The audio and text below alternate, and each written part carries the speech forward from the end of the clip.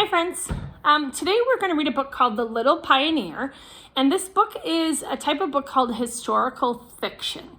And what that means is it's about something that happened in history, but the characters aren't real. They're just kind of showing you what it might have been like to live in the past. And in this book, it's about a little girl whose family moves west back in the 1800s, and it's called The Little Pioneer. It's by Adam Hancher, and he wrote the book and did the illustrations. And I gotta tell you, these pictures in here are amazing. So let's take a look at The Little Pioneer. In the fall of 1849, Papa had passed on. He left us a new homestead, but it was so far away. A new life, declared Ma, as we piled our belongings into a rickety wooden wagon. Spring had arrived, and we were moving to California. We gathered at the edge of Independence, 4 families, all moving west. We knew little about the trip across the plains, but everyone had great faith in the seasoned captain, a gruff old mountain man by the name of Mr. Reed. Packed, mounted, and yoked, we bid our old life farewell. "Westward ho!" boomed Mr. Reed, setting me to a fright. It was a fearful time in those early days, and no doubt we all thought the same thing, that our journey was going to be terribly long.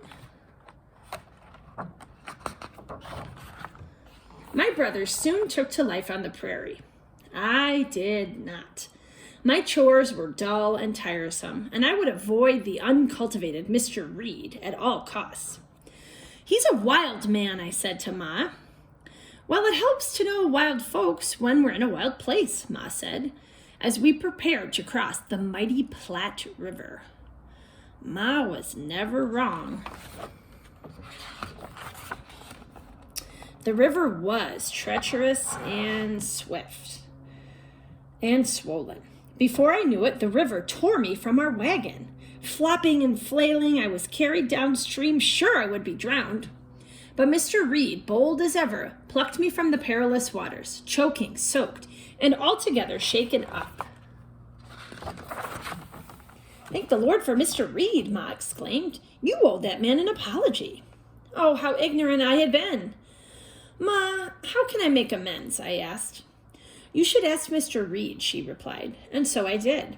"How can I repay you, sir?" I asked. Mr. Reed hooted. "Well, we'll start with this here fire. That'll dry you out." With the fire came toasted bread, biscuits, and buffalo stew. Our company now felt like family, as we all sang to the stars. Mr. Reed was quite at home in the wilderness, but I had much to learn. Our old lives seemed so distant, and California felt no closer. For months, we labored on along that dusty emigrant trail. The good times passed and hardship followed. Our wagons broke, the oxen tired, and sickness struck us down. Weary and footsore, we stopped to rest. While the burdens we could no longer bear were unloaded, I sought a shady spot to take rest. Never had I slept so soundly as when under the great tree. The trouble was, when I awoke, I was all alone. "Ma!" I yelled with all my might, but there was no reply. "Mr. Reed?" I called to no avail. Wagon tracks scarred the rocky landscape, but which one should I follow? Clueless, I stumbled deeper into the hills. As night fell, winter's icy fingers slid through the trees. Cold and alone, I thought of Mr. Reed. He wouldn't despair. He would get to work, set up camp, and...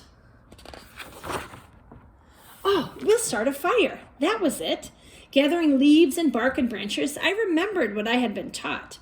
With flint and steel, I lit my tinder, and sparks grew to embers, and embers set ablaze, and soon enough my fire roared. Oh, how that fire lifted my spirits. I felt safe in the warmth, but with the fire shining bright, I could see creatures all around me.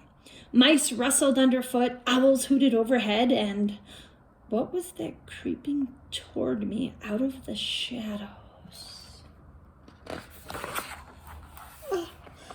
bear.